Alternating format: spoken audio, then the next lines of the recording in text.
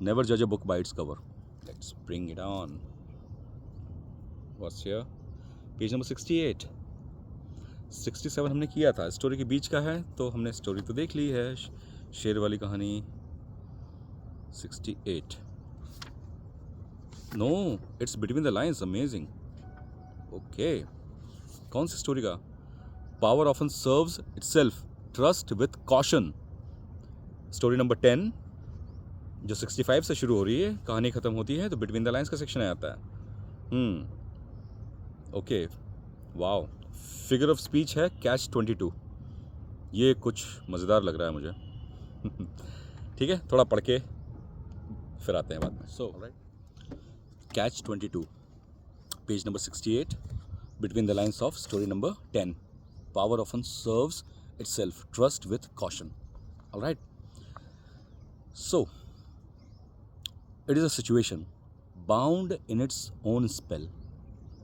Catch 22 is a situation which is bound in its own spell, where the answer is blocked by the problem itself. Answer is blocked by the problem itself. For example, आप लोगों ने बहुत experience किया होगा, मैंने भी किया है.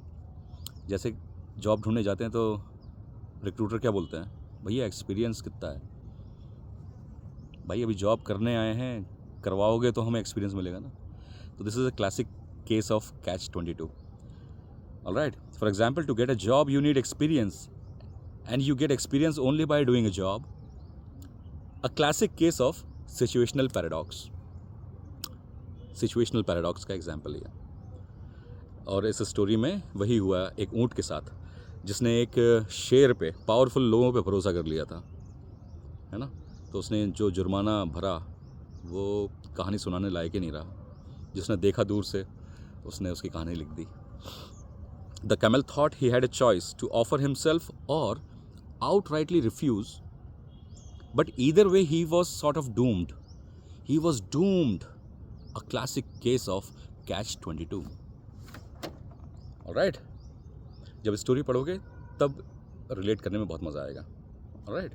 सो इसी पेज पे फिगर्स ऑफ स्पीच हमने कर ली, catch 22. Next is adages, proverbs and maxim. मैं बताता हूँ कुछ एग्जाम्पल, क्योंकि हमारे पास समय है अभी. I should never have trusted the powerful people so rashly, so bloody blindly. The decorated facade of their cunning was nothing but the words spoken kindly. Facade ना, फसाड, मुखौटा. The decorated facade of their cunning was nothing but the words spoken kindly. So this reflects the proverb. देखो direct proverb नहीं है, but reflects क्या? Never judge a book by its cover. जो जैसा दिखता है वैसा ज़रूरी नहीं कि वैसा ही हो, है ना. Never judge a book by its cover. यहाँ तो अपना कवर भी अच्छा है. बुक आप बताओ कमेंट्स में कि मज़ा आ रहा है. मज़ा आ रहा है तो बस यही चाहिए था, है ना. नेक्स्ट मैंने यूज़ किया है इसमें, if we happen to have any say, they wouldn't have reaped the lion's share. If I happen to have any say, they wouldn't have reaped the lion's share. Reaping the lion's share is a well-known proverb meaning taking the largest portion often unjustly.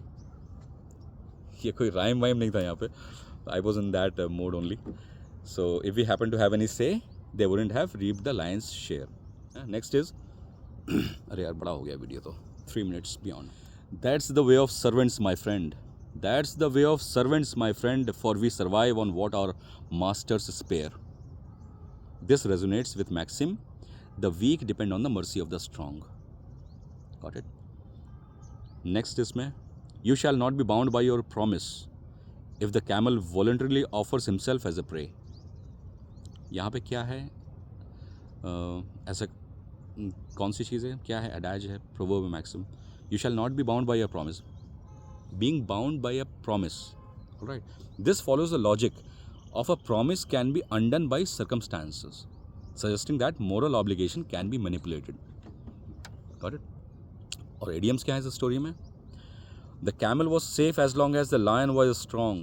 The camel was safe as long as the lion was strong, but with his strength and ability gone, so too vanished the question of right and wrong. बुढ़ा शेर था वो, उसकी ability चली गई थी और उसके पास ऑप्शन था. उसको मैनिपुलेट करने वाले लोग थे, इन्फ्लुएंस करने वाले लोग थे कि sir you deserve it, you are the lion, you can break your promise, you can eat the camel. And if you're concerned about being the promise made, then let him offer himself. So the camel offered and party for everyone. This indirectly plays on might is right. शक्ति ही सही है. शक्ति ही सही है. Implying that morality often depends on power. एक गरीब और कमज़ोर मोरल नहीं हो सकता, उसकी मोरालिटी की कोई फिक्र नहीं करेगा. लेकिन एक पावरफुल पीपल या politician, the authorities, you know, if they, being in the authority or in the position of sitting over a huge chunk of resource, they are not misusing the resource, that is morality, right? Might is right. जो powerful हैं, अगर वो moral हैं तो वो valuable thing है. Okay, and one more idiom is here. Paid our dues and debts. Dues and debt. Debt, DEBT. Debt बोलेंगे कि debt बोलेंगे? रिसीप्ट बोलता हूँ मैं तो, रिसिप्ट. ये लोग रिसीप्ट बुलवाते हैं. So this is the way English is. Paying dues refers to fulfilling one's obligations or repaying what is owed, literally or metaphorically. So this is page number 69. We are done with this. 69. Summer of 69. Thank you.